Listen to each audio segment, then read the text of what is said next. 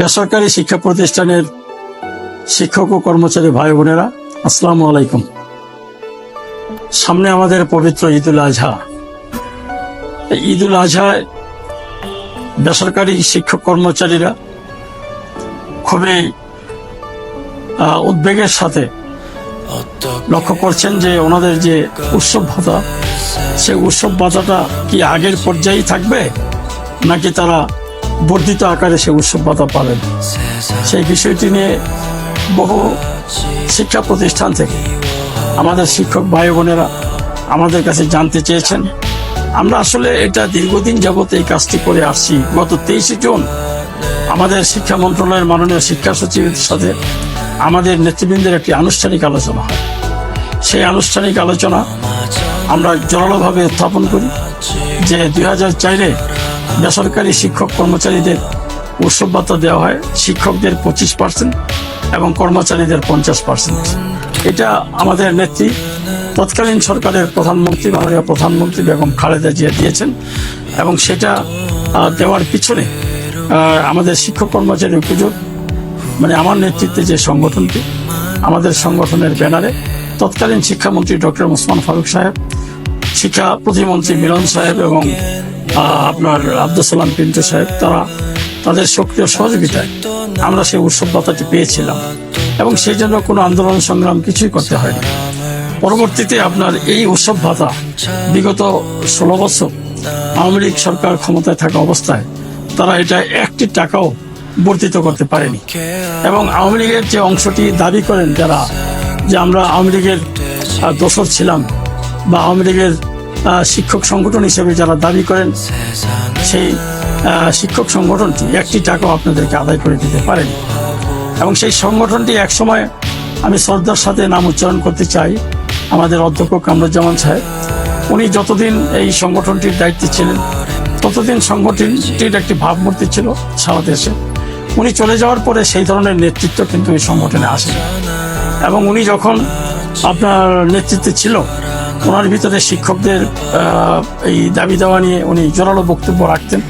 আন্দোলন সংগ্রামে আমরা একসাথে অংশগ্রহণ করতাম, কিন্তু সেটা বিগত 17 বছরে আপনার ছিল না এবং আওয়ামী লীগ সরকারের পরে আপনার বিএনপি সরকার যখন 2001 থেকে 2006 পর্যন্ত ছিল তখনও কিন্তু দেখেন আমরা আন্দোলন করেছি, শিক্ষক কর্মচারী ঐক্যজোট আন্দোলন করেছে। বিএনপি সরকার ক্ষমতায় ছিল তখন কিন্তু এই সংগঠনটির কোনো কর্মসূচি ছিল না, একবারে নাই বললেই চলে। তৎকালীন সময়ে আমরাই কাজ করেছি, আমরা আন্দোলন করেছি একদিকে, আবার আরেক দিকে আলোচনার টেবিলে বসে সরকারের কাছ থেকে অনেকগুলি দাবি আমরা আদায় করতে সক্ষম হয়েছি।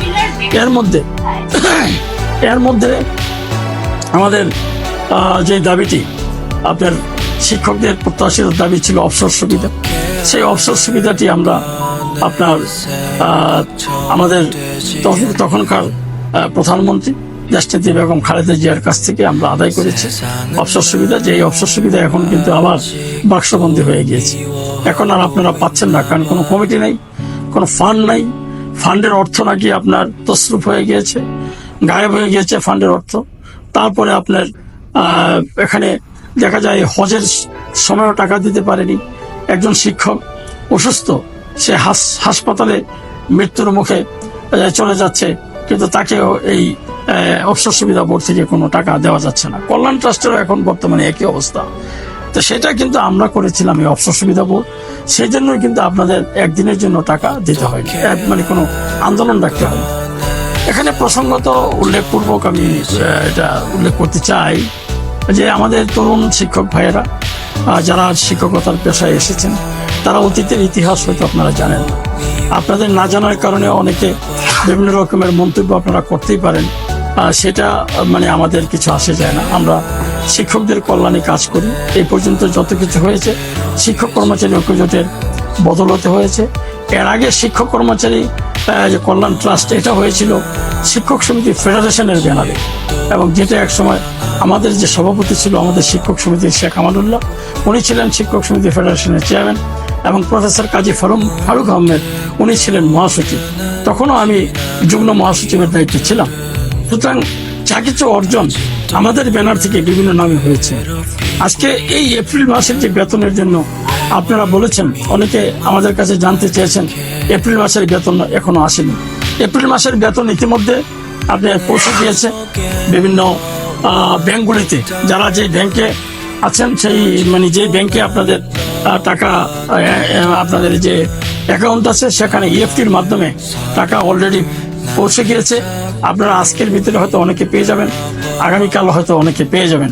আমাদের মহাসচিব মোহাম্মদ জাকির হোসেন সাহেব, আমি যেহেতু এখন একটা রাজনৈতিক দলের যেহেতু আমি একটি পদে আছি, সাংগঠনিক সম্পাদক পদে, সেই জন্য পুরো সময় আমি দিতে না পারলেও আমাদের মহাসচিব জাকির হোসেন সাহেব উনি সার্বক্ষণিক মন্ত্রণালয় এবং ডিজি অফিসে আপনাদের এই প্রাপ্তির জন্য দৌড়াদৌড়ি করছেন। আজকেও উনি এইমাত্র মন্ত্রণালয় থেকে এসেছেন যাতে আপনাদের উৎসব ভাতাটি আপনারা এই দিয়ে পেতে পারেন, সেই জন্য ওনাকে পাঠানো হয়েছে এবং উনি গিয়ে আপনার সচিব মহোদয়কে রিকোয়েস্ট করে এসেছেন। গতকালও উনি আপনার আমাদের যে শিক্ষা উপদেষ্টার সাথে উনি দেখা করে বলে এসেছেন যে যদি আমাদের শিক্ষকরা পায়, এখানে একটা কথা আসছে যে উৎসব ভাতা পাবেন, কিন্তু এটা বর্ধিত আকারে একটু পাবেন, আবারও আংশিক। কারণ আপনার 25% আমরা দিয়েছিলাম, এখন সেটা 50 হবে। 50 হলে আমাদের দাবি ছিল 100, কিন্তু এটা তো আপনাদেরকে বুঝতে হবে, অন্তর্বর্তীকালীন সরকার, এই সরকার একটা রাজনৈতিক সরকার যে সিদ্ধান্ত নিতে পারে, তত্ত্বাবধায়ক সরকারের পক্ষে অনেকটাই সেটা সম্ভব হয় না। তাই সেটা তবুও তাদের সদিচ্ছা আছে এবং তারা একটা নীতিগত সিদ্ধান্ত নিয়েছেন আমাদেরকে পূর্ণাঙ্গ দেওয়ার জন্য। কিন্তু পূর্ণাঙ্গ উৎসব ভাতাটি হয়তো আগামী বাজেটে আসবেন, সেটাও আমরা বলেছি মাননীয় শিক্ষা সচিব সাহেবকে, যে আগামী মানে ঈদে যদি হয়, সেটা তো আপনারা আমাদের একটা নির্বাচিত সরকার এসেও দিতে পারে, সেটা তো আপনাদের ক্রেডিট হবে না। সুতরাং আপনাদের ক্রেডিট নিতে হলে আপনারা এখনই সেটা দেওয়ার প্রয়োজন। আমরাও মনে রাখবো, যেমন আমরা গর্ব করে বলি 2004 সালে বেগম খালেদা জিয়া দিয়েছিলেন, আমরা বলতে পারবো যে ডক্টর ইউনূস সাহেবের সরকার আমাদেরকে বাকি 100% দিয়েছেন। বিভিন্নভাবে আমরা তাদেরকে কনভিন্স করার চেষ্টা করেছি, তারপরে ওনারা বলেছেন যে অর্থ থাকার পরেও আমরা অর্থ সংকুলন হলে সেটা দিব, আর না হলে আপনাদের দাবির পরিপ্রেক্ষিতে আমরা কিছুটা হলো চেষ্টা করছি, এবং সেটা 25% দেওয়ার ব্যাপারে ওনারা সিদ্ধান্ত নিয়েছেন এবং অলরেডি এটা একেবারেই চূড়ান্ত। সেই 25% হয়তো বেসরকারি শিক্ষকরা পেয়ে যাবেন। এখন প্রশ্ন হলো কর্মচারী ভাই বোনদের কি হবে। কর্মচারীদেরকে যেখানে আমি 2004 সনে 50% দিয়েছি, এই জন্য শিক্ষকদের কাছ থেকে অনেক কথা শুনতে হয়েছে। শিক্ষকরা বলেছেন যে কর্মচারীদের 50 দিয়ে আমাদের 25 কেন। এটা একটা টেকনিক ছিল, আমাদের কৌশল ছিল, এবং টাকাও ছিল না। সেটা এই টাকাটা না থাকার কারণে যে আমরা যদি কর্মচারী ভাইদেরকে 50 দিই, তাদের সংখ্যায় যেহেতু কম, স্কেলটাও তাদের কম, সুতরাং আমাদের একটা সুবিধা হবে, পরবর্তীতে আমরা 50 দাবি করতে পারবো। এখন ওনাদেরকে জন্য আমরা 100 দাবি করছি। এই স্কেলটা একটা সমস্যা হলো যে এটা 75-এর জন্য আমাদের শিক্ষা সচিব সাহেব চেষ্টা করেছেন, ডিজি মহোদয় চেষ্টা করেছেন, ডাইরেক্টর যে সোহেল সাহেব উনি দিনরাত পরিশ্রম করেছেন, তাদেরকে আমরা ধন্যবাদ জানাই, চেষ্টা করেছেন, সেটা আমরা জানি আমাদেরকে সাথে নিয়ে, এবং প্রত্যেকটি চেষ্টার সময় আমাদের জাকির সাহেবকে তারা সাথে রেখেছেন। জাকির সাহেব এখন কিছুক্ষণ আগে এখানে এসে বললেন যে এই টাকাটি আপনার এই 75%-এর এই টাকাটি নিয়ে একটু সমস্যা যদিও আছে, কিন্তু উপদেষ্টা মহোদয় এখন প্রচেষ্টা চালাচ্ছেন যাতে এই কর্মচারীরা এই ঈদে যাতে এই 75% টাকাটা পায়। তা আমরা প্রত্যাশা করছি এটা ইনশাল্লাহ পাবো। এখানে একটি বিষয় যে জন্য হয়েছে সেটাও আপনাদেরকে ক্লিয়ার করতে চাই, সেটা হলো আমাদের যে কারিগরি শিক্ষা অধিদপ্তর, আমাদের মাধ্যমিক উচ্চশিক্ষা অধিদপ্তরের মাধ্যমে আগে কারিগরি আমাদের শিক্ষক কর্মচারী ভাই বোনেরা বেতন ভাতা পেতেন, এই সরকারি অংশ পেতেন, উৎসব ভাতা পেতেন, সকল সুবিধা পেতেন। কিন্তু এখন কিন্তু মাধ্যমিক উচ্চশিক্ষা অধিদপ্তর আলাদা, কারিগরি শিক্ষা অধিদপ্তর আলাদা, এবং কারিগরি শিক্ষা প্রতিষ্ঠানের শিক্ষক ভাই বোনদের টাকাটা কারিগরি শিক্ষা অধিদপ্তর থেকে আপনার রিকুইজিশন পাঠায় মন্ত্রণালয়ে।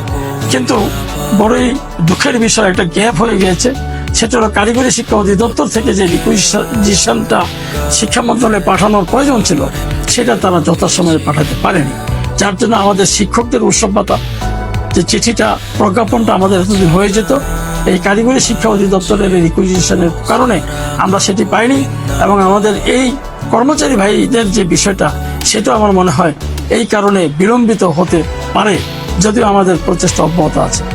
আমাদের কিছু ভাইয়েরা ফেসবুকে হয়তো বিভিন্নভাবে বলছেন যে আমরা সরকারের দালালি করি, এটা স্বাভাবিক ব্যাপার। কারণ দালাল, আপনাদের তো দালালই আমি, কারণ দালাল এই জন্য যে আমরা বার্গেনিং এজেন্ট, শিক্ষকদের কল্যাণে আমরা কাজ করি। সেই জন্য সরকারের কাছে যেহেতু আমরা আপনাদের বার্গেনিং এজেন্ট হয়ে কাজ করি, আপনারা যদি আমাকে রিপ্রেজেন্টেটিভ বলেন তাহলে হয়তো একটু ভালো লাগবে, আর যদি বলেন যে বার্গেনিং এজেন্ট সেটাও ভালো লাগবে, আর যদি ওই যে লোবিস্ট মনে করেন সেটাও ভালো লাগবে শুনতে। দালাল শুনতে অনেকের কাছে খারাপ লাগতে পারে, এটা বাংলা শব্দ, কিন্তু আমার কাছে খারাপ লাগে না, কারণ এটা যারা বাংলা বুঝে, যারা ইংরেজিও বুঝে তারা বুঝবে যে দালাল, বার্গেনিং এজেন্ট, রিপ্রেজেন্টেটিভ এবং আপনার যে লবিস্ট একই বিষয়, একই ব্যক্তি যেই কাজটা যেভাবে করে, এটা আমাদের প্রেজেন্টেশনের ব্যাপার, এটাকে আমরা কি বলে রাখবো। তো যাই হোক, আপনারা কিছুদিন আগে একটি ঘটনা ঘটেছে, একজন শিক্ষককে এখান থেকে গ্রেপ্তার করা হয়েছিল। এই গ্রেপ্তারের পিছনে অনেকে মনে করেন যে এটা বুঝে আমার হাত থাকতে পারে। আমি তো সেখানে উপস্থিত ছিলাম না, আমি সাংগঠনিক কাজে ব্যস্ত, একটি রাজনৈতিক দলের বড় দলে সার্বক্ষণিক আমি ব্যস্ত থাকি। এখন উনি একটা মার্ডার কেসের আসামি, উনি চারটে মার্ডার কেসের আসামি। এই ছাত্র জনতাকে যে মার্ডার করা হয়েছিল যাত্রাবাড়ি থানায়, আপনারা জানেন যে সবচেয়ে বেশি হতাহতের ঘটনা হয়েছে যাত্রাবাড়ি থানায়, এবং যাত্রাবাড়ি থানার একেবারে পাশে লাগানো হলো সবুজ বিদ্যাপীঠ স্কুলটি। উনি যে স্কুলের হেডমাস্টার ছিলেন, এবং উনি সেখানে প্রতাপের সাথে, ওনার বাড়ি হলো গোপালগঞ্জ, খুবই প্রতাপের সাথে উনি যখন আওয়ামী লীগ ছিল তার ক্ষমতা সে খাটিয়েছে। বিএনপি করে এমন শিক্ষকদেরকে গলা ধাক্কা দিয়ে বাইর করে দিয়েছে, এবং আপনারা শুনে আশ্চর্যিত হবেন, আমি সেই বিষয়টা আনতে চাচ্ছিলাম না, যে উনি আমাকে যখন জেলখানায় থানায় গ্রেপ্তার করে নিয়ে যাওয়া হয়, যে আমি বাসে আগুন দিয়েছিলাম কাঠের পোলে, গ্লোরি পরিবহনের গাড়িতে, এই কথা বলে পুলিশ যখন আমাকে কলেজের প্রিন্সিপালের চেয়ার থেকে উঠাই নিয়ে যায়, যখন নিয়ে আমাকে ওসি সাহেব তার প্রথমে রুমে বসায়, পরবর্তীতে সে আওয়ামী লীগের লোকদের থ্রেট খেয়ে আমাকে সে ওসি তদন্তের রুমে পাঠায়। ওসির তদন্তের রুমেও ওসি সাহেব আমাকে বসার একটু ব্যবস্থা করেন, যেটা আমি একটা প্রিন্সিপাল। তখন এই শেখ কাউসার আলী গিয়ে আমাকে সেখান থেকে নেওয়ার জন্য আওয়ামী লীগের নেতাদেরকে বলছেন, ওনাকে চেয়ারে বসিয়ে রাখা হয়েছে। আপনারা কি জানেন এই দিনের ঘটনা? এই ঘটনাগুলি তো জানেন না জেনে অনেকে বলেন। আর এই ব্যক্তির নামও আমি বলতে চাইনি, কারণ বাংলাদেশের শিক্ষক কর্মচারী ঐক্যজোটই একমাত্র সংগঠন যারা অতীতে আপনাদেরকে অনেক কিছু দিয়েছেন। আপনাদের বিভিন্ন দাবি দেওয়াগুলি আপনাদের এই প্ল্যাটফর্ম থেকে আদায় হয়েছে, সামনেও এই প্ল্যাটফর্মের বিকল্প নাই। কারণ নেতৃত্বে আসতে হলে যে কোয়ালিটি দরকার, সেই কোয়ালিটি থাকতে হবে। আজকে আপনার একজনকে নেতা আপনারা বানালেন, সেই ব্যক্তিটিকে যদি আপনার শিক্ষা অধিদপ্তর চিনে না বা তাকে কোনো মূল্যায়ন না করে, এবং শিক্ষা মন্ত্রণালয় যদি মূল্যায়ন না করে, আপনি যখন আন্দোলন সংগ্রাম করবেন শিক্ষকদের, তখন আপনাকে প্রধানমন্ত্রী ডাকবে, শিক্ষামন্ত্রী বারবার ডাকবে, শিক্ষা মন্ত্রণালয়ের সংশ্লিষ্ট অন্যরা আপনার পিছনে ঘুরবে আন্দোলনকে থামানোর জন্য। কিন্তু আপনার আন্দোলন করেছেন গলায় শেখ হাসিনার ছবি লাগিয়ে, শেখ মুজিবের ছবি লাগিয়ে কয়েকদিন করেছেন, কিন্তু তারপরে কি হয়েছিল? সেখান থেকে আপনাকে শিক্ষামন্ত্রী দীপুমণি আপনাদেরকে ডেকে নিয়ে, নফল ডেকে নিয়ে আপনার নেতাকে বসতে দেয়নি। এটা কোনো নেতৃত্বের কোয়ালিটি হলো? আপনি তো যাবেনই ওই রকমের শর্ত দিয়ে, যা আমাকে সেখানে কথা বলার সুযোগ দিতে হবে, এবং আমি যা বলি সেগুলি মানে আপনাদেরকে মানতে হবে। না হলে তো আমি আপনার এই ডাকে যাব না। আমাকে 2006 যখন আপনাদের 100% বেতন ভাতা করি, তখন আমি অফিসার সুবিধা বোর্ডের সদস্য। আমাকে বারবার তৎকালীন সরকারের পক্ষ থেকে আমাকে চাপ দেওয়া হয়েছে, আপনি আসেন কথা বলেন, কিন্তু আমি বলেছি যে না, শিক্ষকদের দাবির বিষয়ে একেবারে আপনারা প্রজ্ঞাপন যদি জারি করেন, তাহলে শুধু আমি আপনাদের সাথে বসতে পারি। হারিস চৌধুরী সাহেবের কামরায় নিয়ে যাওয়া হলো আমাকে একদিন। আমাকে বললো যে আপনি শুধু দেখা করেন। আমাকে নিয়ে গিয়ে বলেছিল যে আমরা অন্যান্য নেতারা বলছেন 5%ও লাগবে না, আপনারা শুধু আমাদেরকে ডেকে একটু চা খাওয়ার ব্যবস্থা করেন। আমাকে বললেন যে আমরা তো তাদেরকে নিয়ে আন্দোলন বন্ধ করতে পারি। আমি বলেছিলাম, আমার সাথে তখন ডক্টর ওসমান ফারুক সাহেব সাথে ছিল, আমি বলেছি আপনি তাদেরকে নিয়ে করেন, আমি প্রজ্ঞাপন না দেওয়া পর্যন্ত রাজি না। তখন সেখান থেকে উঠে আসছি। শিক্ষামন্ত্রী ওসমান ফারুক সাহেব আমাকে ধন্যবাদ দিয়েছিলেন। উনি বলেছিলেন, তুমি তোমার অবস্থানে ঠিক থাকো, তুমি শিক্ষকদের পক্ষে কাজ করছো, সুতরাং আমরা তোমাকে যদি কিছু না দিয়ে তোমাকে বলি আন্দোলন প্রত্যাহার করতে, সেটা আমাদের বোকামি হবে। উনি হারি চৌধুরী সাহেবকে বলেছিলেন, হারি চৌধুরী সাহেব সেলিম ভূঁইয়া সাহেবকে ভয় দেখিয়ে আপনার দলের ক্ষতি করবেন। উনি যদি আন্দোলন থেকে সরে যায় তাহলে আপনাদের কি লাভ হবে? বরঞ্চ ওনার সংগঠনটি ভেঙে যাবে, আরেকজন নেতৃত্ব নিয়ে নেবে। এটা করা উচিত হয়নি। এগুলি হলো আপনাদের বুঝতে হবে। সাধারণ শিক্ষকরা অনেকে ফেসবুক চালান, না বুঝে অনেক সময় অনেক ধরনের কমেন্ট করে বসেন, অমুকে অমুকের মতো, অমুকে অমুকের দালাল। এগুলি চিন্তা করতে হবে আপনাদের। এই কাউসার আলীর নাম ছিল কাউসার আলী শেখ। যখন আওয়ামী লীগ ক্ষমতা আসলো তখন তার নামের আগে তো শেখ নিয়ে আসলো। আপনি তার ইয়ে দেখেন, SSC সার্টিফিকেট দেখেন, কাউসার আলী শেখ। এখন শেখ কাউসার আলী মানে কি? যে আপনি তার নামের প্রথমেই যাতে একটা ধমক খান, একটা হোঁচট খান, জানি বাবা রে বাবা এর নামটা কি শেখ না। তো এই শেখ নাম দিয়ে সে আসলো, সে 2টা এমপিও ড্র করে। একটা এমপিও ছিল এই সবুজ বিদ্যাপীঠের এমপিও, আরেকটা এমপি হলো তার দাপা স্কুলের এমপিও। এই দাপা স্কুলের এমপিও সে ড্র করছে দীর্ঘদিন। এই জন্য তার বিরুদ্ধে আপনার এই যে আর্থিক অনিয়মের কারণে, সরকারি টাকা আত্মসাতের কারণে তার বিরুদ্ধে মামলা হয়েছে, তার বিরুদ্ধে অ্যাকশনে গিয়েছেন। আপনার জিআই আপনারা বলেন সে আন্দোলন করার কারণে, কেউ কেউ বলেন আপনারা না বুঝে সেটা বলছেন। সংগঠন সম্বন্ধে আপনাদের ধারণা যে সে আন্দোলনের কারণে তৎকালীন সরকার তাকে আপনার তার বিরুদ্ধে ব্যবস্থা নিয়েছে। নো, সে আসলে একটা দুর্নীতিবাজ, এবং দুর্নীতিবাজ হওয়ার কারণেই তাকে সেখান থেকে গ্রেপ্তার করা। মানে যারা আওয়ামী লীগ, তার যে চেয়ারম্যান ছিল সেও আওয়ামী লীগের নেতা, সেও আওয়ামী লীগ, তারও আওয়ামী লীগ, এবং তার এলাকাও কিন্তু যে চেয়ারম্যান তার এলাকাও কিন্তু সেই গোপালগঞ্জে। সুতরাং তারা সেখানে তাদের ভিতরে বনিবানা না হয়, দেন দরবার ঠিক মতো ভাগাভাগি ঠিক মতো না হয়, একজন আরেকজনকে সেখান থেকে বাদ দিয়েছে। এখানে আপনাদের আন্দোলনের কিছু না। বাংলাদেশের 25% লোকও, আমাদের যে সংগঠন সেই সংগঠনের 25% লোকও তাদের নেই। আজকে আমি কোনো ব্যক্তির বিরুদ্ধে কথা বলতে আসিনি, আজকে শিক্ষকদের পাওনা নিয়ে কথা বলার জন্য এসেছিলাম। তবু প্রসঙ্গক্রমে 2-1টি কথা বলতে হয়েছে, কারণ আপনাদের বিভিন্ন রকমের স্ট্যাটাস যখন আসে, ফেসবুকে মন্তব্য যখন আসে, তখন মনে করি যে আপনারা আসলে কতটুকু লেখাপড়া শিখে শিক্ষকতার পেশায় এসেছেন, এবং শিক্ষকতার পেশায় আসার পরে আপনার ইয়েটা মানে স্ট্যাটাস বা আপনার মন্তব্যটা কি হওয়া উচিত সেটা আপনাকে প্রথমে জানা উচিত। এবং শিক্ষক নেতৃত্ব দিতে হলে শিক্ষকদের যে কোয়ালিটি সেটা যদি না থাকে তাহলে শিক্ষক নেতৃত্ব দিয়ে আপনার কোনো লাভ হবে না। আবার কলেজই না, স্কুলের এখন পর্যন্ত এমপিও আপনি নামের আগে লাগাবেন অধ্যক্ষ। এটা কি? আপনি তো প্রথমেই একজন প্রধান। আপনি যেমন আমি নামের আগে লিখি অধ্যক্ষ মোহাম্মদ সেলিম ভূঁইয়া, আমি প্রিন্সিপালের স্যালারি পেয়েছি, এমপিওতে আমার প্রিন্সিপাল লেখা। আর সে হলো স্কুল শাখা একজন হেডমাস্টার, এখন পর্যন্ত কলেজ হয়নি, নামের লাগে লাগাইতেছেন অধ্যক্ষ। তাহলে আপনি যে প্রতারণা করছেন কার সাথে? সাধারণ শিক্ষকরা তো বুঝে না যে আপনি কি। সুতরাং আপনারা আপনাদের নিজের স্বার্থ সম্বন্ধে চিন্তা করুন শিক্ষক ভাইয়েরা। আপনাদের কারে দিয়ে আপনাদের কে আপনাদের এই পর্যন্ত আপনাদের দাবি দাওয়া পূরণ হয়েছে?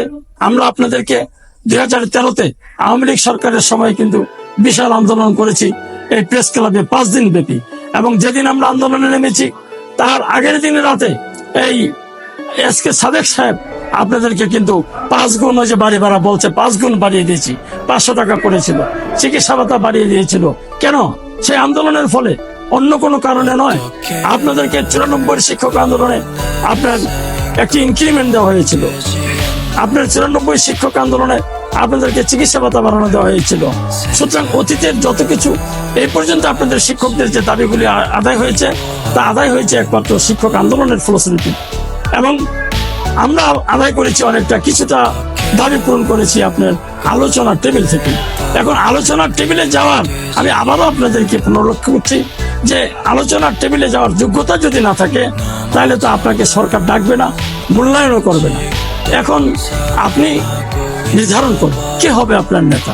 আপনার নেতা যদি আপনার মানুষ যদি হাসে শিক্ষকদের নেতৃত্ব শুনে, তো সেখানে তো আপনি কিভাবে আপনার দাবিগুলি পূরণ করবেন? এখন আপনাদের এপ্রিল মাসের বেতন ইনশাল্লাহ আজকে বা কালকে, এটা আপনারা আজকে হয়তো অনেকে পেয়েছেন শুনেছি, কালকের ভিতরে আমি আশা করি যে ম্যাক্সিমাম পেয়ে যাবেন।